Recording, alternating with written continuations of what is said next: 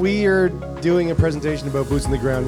We're practitioners, so we're realizing the projects from very, very experienced designers like Natalie Leonard and Laurie Rand, both who have been here this evening, and it's a great learning experience for us. So we're trying to draw awareness right now to the training system for people who are doing the actual building. So there's a little bit of a disconnect, I find, especially here in Nova Scotia, with people learning the trade, specifically as carpenters. Like, how are we going to build the future if the next generation doesn't fully have the academic training or the vocational training to learn how to build high efficiency structures? So we just want to draw awareness to that, and that's really what our presentation is about. So I'll move through here. So Billet Workshop was started in 2021. Corinna and I, we started early, and then we built more or less the first house that was designed by Natalie, and concluded not that long after. But it's a growing curve. This is our team. We did some self illustrations. That's me on the left. That's Corinna next. Anne is sitting in the back. Keith isn't present this evening, but that's self-portraits by the artist, we'll say. So this is kind of, I guess, to introduce the company. Our first build was in Lawrencetown, and this was a stock design by Passive Design Solutions. This is the Patterson house, the client, and it was realized in East Lawrencetown. And it turned out really great, I think. I was really happy, and I think it was a pretty good learning experience. And we got the construction help, and Natalie was out to the job site and kind of guided us through some of the initial designs to really kind of get us in the right direction. We want to be building good for the future. So this is the Gilbert Ellis house. So this is in Cow Bay. This is Laurie's design. So we're midway through the build now. I guess just finished the interior framing. Windows were recently installed, and we're moving forward. But these are two fantastic locations, and we've been very fortunate to get some great clients and to get some really great designs to kind of learn and grow. And it's been a really fun experience. This is, I guess it's all me talking. So this is a little bit of my background. So I did some training. I actually studied architecture at Dalhousie. I saw a couple of my former classmates around here going to school, and that was a while ago. I realized that for me, the computer, it was hard. It wasn't really, I maybe wasn't cut out to be an architect by trade, and that's okay. I explored project management in my first work term at architecture school, and it actually led to me pursuing my Red Seal in carpentry. And so I did that at BCIT, and in Vancouver, went and worked with a lot of great firms out there doing really cool architectural projects for a lot of good builders. And to me, that was a better fit. And it's not for everyone, but it worked better. From there, I've explored lots of things related to timber framing. The ISBA course was some timber framing. And then most recently, this summer, I went and did an Associate Certificate of Mass Timber Construction. And so Rothlablas was largely represented there. They have a lot of timber fasteners. There's a lot of incredible stuff. And I don't think Nova Scotia is quite there yet, but BC had a lot of things. And I hope that it comes here, because there's a lot of things to like a lot of carbon sequestering materials we can start using for larger scale projects, mid-rise and even high-rise if we get there in the future. But I think that's the future, and that was kind of trying to prepare for that. But right now we're focused on residential builds. I did some engineering to learn how hard it is, like the two previous presenters. That is some hard stuff. COVID kind of cut that short for me. I mean, I drank a lot of beers. I got punched in it a lot of times. It didn't come easy to me, but I was able to get through. COVID kind of cut that short, and I may explore that again in the future, but it really gave me a respect for how hard it is. And it's an important field to be in, and as a practitioner, it's sometimes there's a disconnect where you say, you hear in the field, the engineers don't know how to do this. They've never done it in their life. And then when you're an engineer, you're like, these guys don't know what they're doing. This is crazy. And there's always that disconnect. And so part of what I want to present here is there's a real disconnect between vocational training and academic training.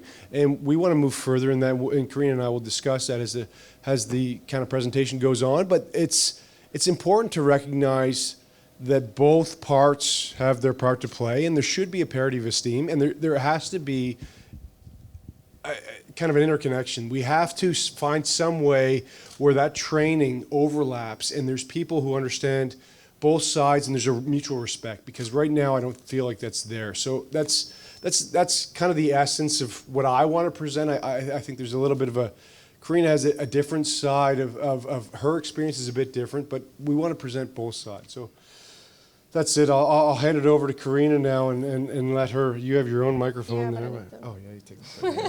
Sorry, my apologies. So a little bit about myself. I am an apprentice carpenter with Billet Workshop, and I started in 2021. I'm currently in my 3rd year, and I would like to pursue my Red Seal certification. The first time I worked in carpentry was in 2011. That was about 10 years ago, prior to when Dominic hired me.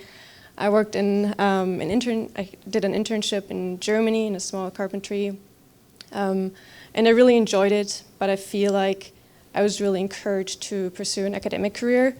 I was always doing good in school, and people said, maybe you should continue your education and go for a post-secondary education. So I went to architecture school, received my Bachelor in Science from RWTH Aachen University, and also did an internship at True Architects in Berlin, Germany. And in 2016, I moved to Canada to reunite with my family, who had immigrated a few years prior. And I tried to figure out a few options, what I could do with my career. I ran into a lot of challenges, and I will touch on that a bit later. But I just decided to take some time off and join some really fun projects, and renovated my parents' house in Cape Breton, volunteered on a job site and built an earth-sheltered house with some friends. I built a tiny house on wheels on my private time, and facilitated cabin building workshops for people who wanted to build their own cabin. And while doing that, I was working as a self-employed graphic designer to keep myself afloat. And in 2019, I felt like I wanted to pursue a professional career again. I applied with construction companies in Halifax and started to work as a carpenter. And then I connected with Dominic, who is a Red Seal carpenter, and I wanted to do that. On the next slides, I'm going to show a few pictures of the projects that I did outside of the educational system, because I feel like that taught me a lot about our culture. And I feel like when we're talking about green building industry and high energy efficient homes, we're talking a lot about technical details, but I feel like we also have to think about a cultural change. So like to address climate change, we have to change. And this is what I'm kind of trying to touch on. Oops, wrong one. So this is the tiny house on wheels that I built. I hadn't really used a lot of tools before. I taught myself basically everything from the planning, design, to the execution. It's a 200 square foot house, so it's on an 8.5 foot trailer by a 24 foot trailer. And it has a sleeping loft in the top, and a small kitchenette in the bathroom in the bottom, and a small lounge area. It took me about 4 summers to build part-time. But it was a great project to learn on. And I did some cabin building workshops, which was really fun because I was connecting with people in the green building industry who are really passionate about sustainable designs and passive solar homes. And it was just great to have this experience where people come on the job site and they're coming from all walks of life, and they don't have necessarily experience, but they have a lot of intrinsic motivation to just change and build better buildings. So that was just great to connect with people in the area.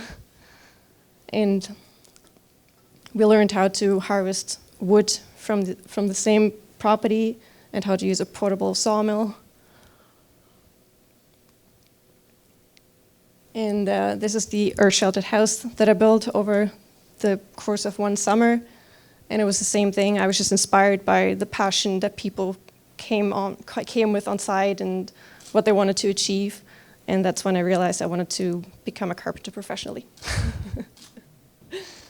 So when I tried to figure out what I can do with my career, I ran into like 3 categories of challenges that I could summarize as like immigration, education, and gender. So coming from Germany, trying to find my place in Canada, it had some culture differences. Obviously, you know, it's Europe and Canada, it's not that different, but there's just like other things like not having a big social network. So like I don't come here and have all my neighbors and friends who can like pass me on with like job opportunities. Unsteady housing, I was chasing opportunities, so I had to like just follow around and trying to like find a place. Language barriers, communicating in a different language can be challenging.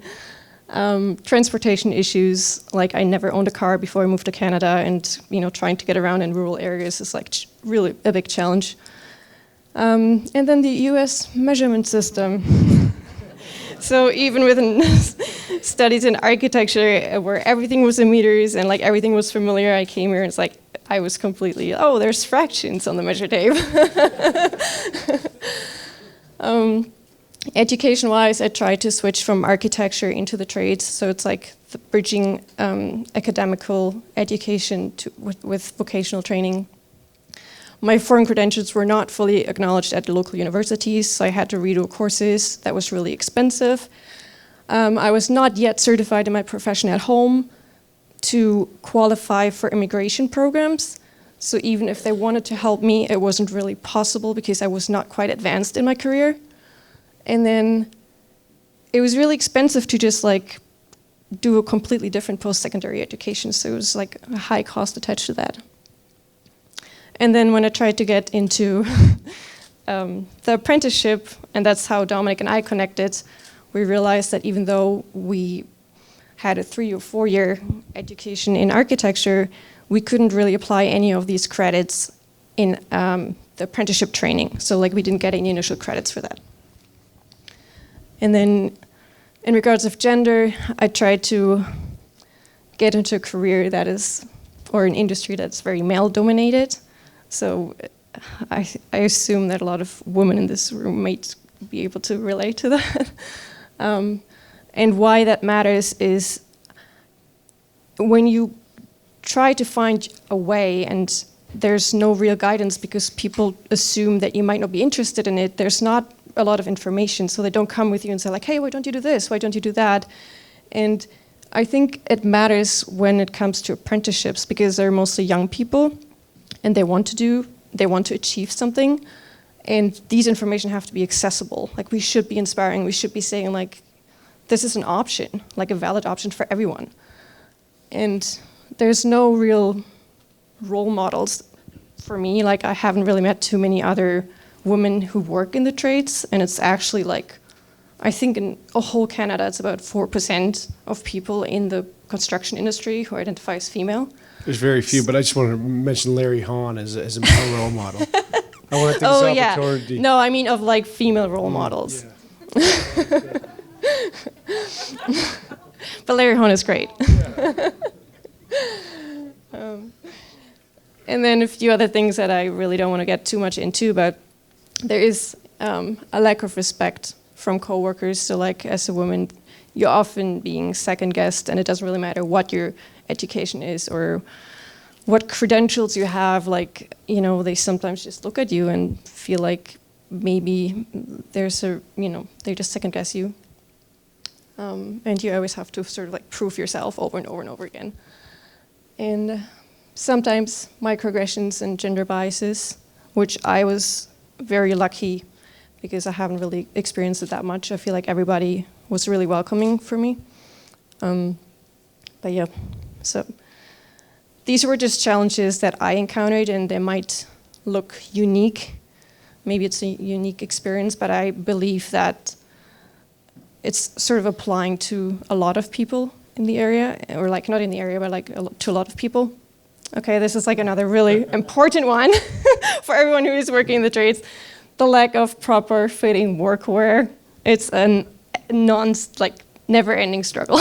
Finding proper work pants, finding like personal protective equipment. It's hard, and if it doesn't fit, you feel like you don't belong. So like it's such a small thing, but it's really important somehow. Thank you, Corinna. I think that's it's really good, and I'm a tall white dude, so it's always been really easy for me to fit into the trades, but I recognize that, and I've tried to make it accommodating. I think that it's been good, but I never worked with a woman in my life before essentially hiring one, so it was working in rugged fields has never been something. It's odd, but it's a fact of life. That's what's happened up until now, and it's tough, and we're trying to make it better. So we're trying to have our team has multiple women on board. Corinna Ann is in the stands as well. She's does energy auditing and stuff with us, but it's tough. We want to make it an inclusive environment, and I just wanted to talk on that. The current situation, I just want to talk about what's happening in Nova Scotia. We have a lack of skilled labor here. It's really, really hard to find quality people to work, and it's not so much like it's nearly impossible to find Red Seal people, but it's really hard to find anyone who's a good laborer, and I don't know why that is, but it's a real serious challenge. Certification. So the only kind of information I was able to find was from Explore Nova Scotia. They have 33.2% of people are ticketed or have gone through the diploma program, which is very small. And if you're talking about trying to train the next generation, if you have, up until recently, it was a 1-to-1 ratio of journeymen to apprentices. If you only have 33% of the population that is available to teach them, and there's a 4-year turnover, that's a very, very hard sell to get the next generation trained.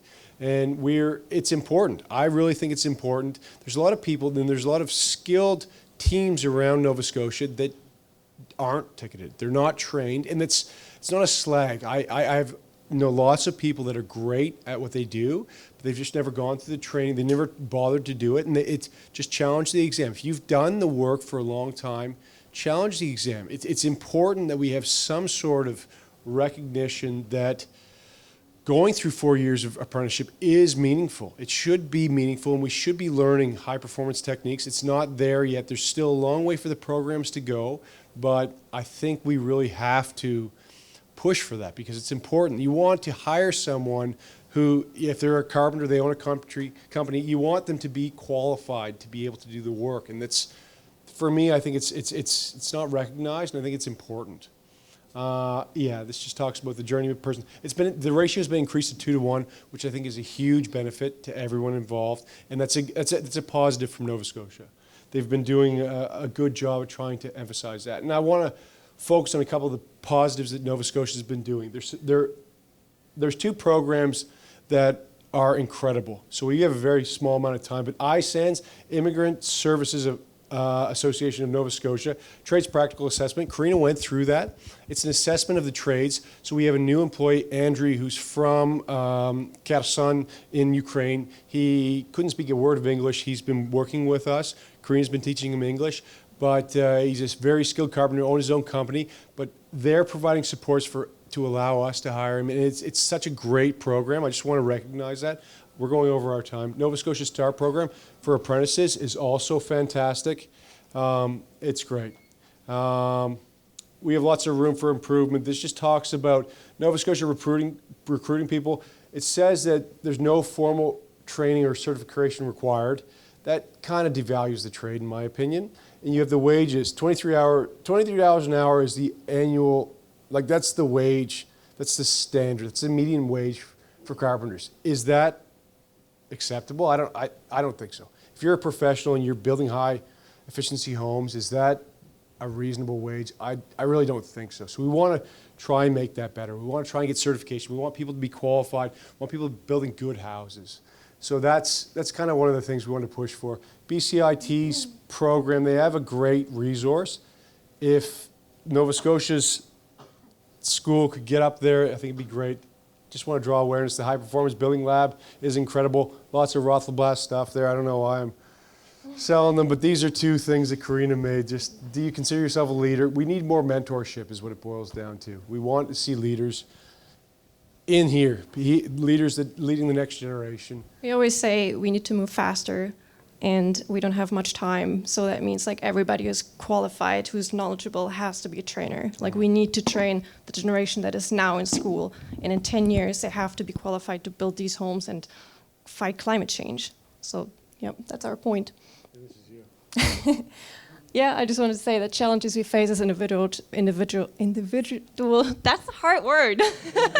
Individuals are challenges we face as a society. So just, maybe I may be one person who is encountering a challenge, but I think there's plenty of others in the world who are like running into the same issues, and we're all connected.